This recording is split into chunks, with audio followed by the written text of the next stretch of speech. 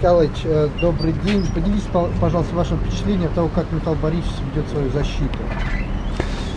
Вы знаете, я бы не назвал это даже защитой. Я бы назвал это публичной лекцией. Это публичная лекция о том, как организован, как проходил и как в значительной степени продолжает проходить нефтяной бизнес в России.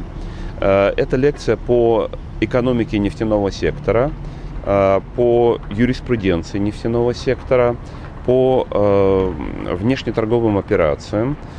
Это лекция по вопросам, связанным с юридическим обеспечением добычи, инвестиций, переработки, транспортировки, реализации нефти и нефтепродуктов в нашей стране, которая по своему содержанию, по детализации, по глубине, кажется, не имеет себе равных. Дело в том, что для того, чтобы сделать такого рода лекцию, такого выступления, это, по сути дела, я бы даже сказал, не лекция, а может быть даже, поскольку это уже не одна лекция, это в данном случае уже не первая, то есть можно сказать, это курс лекций, это курс о том, как осуществляется бизнес в этой, по сути дела, одной из важнейших, если не важнейших отраслей экономики нашей страны. Дело в том, что для того, чтобы сделать такой курс лекций, необходимо быть внутри этого процесса. То есть многое, но не все, известно сторонним наблюдателям и аналитикам. Но для того, чтобы знать детали того, как осуществляется не по книжкам, не по учебникам, а в реальной жизни бизнес, включая и окололегальные, или нелегальные, или криминальные вещи, как, например, врезки в трубопроводы или, скажем, попытки бандитов, к сожалению, неоднократные и далеко не всегда безуспешные похищения нефтепродуктов от многих российских компаний, это необходимо быть в самом бизнесе, внутри него. Ни один из... То есть кто обладает таким знанием?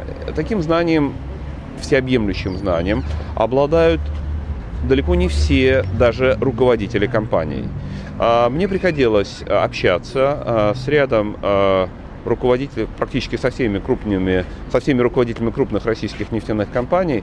Должен сказать, что далеко не все из них обладают тем объемом информации, и обладают сейчас тем объемом информации, которым обладает Михаил Борисович Ходорковский.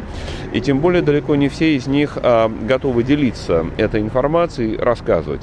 Тем более сопровождать эту информацию колоссальным количеством документов по своей компании, включая документами баланса, бюджета, расчетов налогов, расчетов цен, в том числе внутренних цен, организации схем поставок. Это традиционно является не самой открытой частью. Поэтому сейчас я бы сказал так, видимо, представители Хамовнического суда и Генеральной прокуратуры, ну и в данном случае люди, кто приходит на заседание, получили уникальную возможность получить из первых рук информацию, которую нигде в другом месте не получите. Мне вот в течение сегодняшнего дня не отпускает мысль. Возможно, вы в курсе о том, что есть такой ресурс, интернет-ресурс Политру. И в Политру есть такой, с моей точки зрения, очень удачный формат, называется «Публичные лекции Политру», когда специалисты в некоторых областях просто приходят и рассказывают широкой публике некоторые свежие, новые и такие полные данные о сфере, в которой они являются специалистами. То, что вот мы сегодня точно слышали, я так понимаю, что те, кто был в предыдущие разы, слышал в предшествующие дни, это один из примеров великолепной лекции в рамках публичных лекций Политру.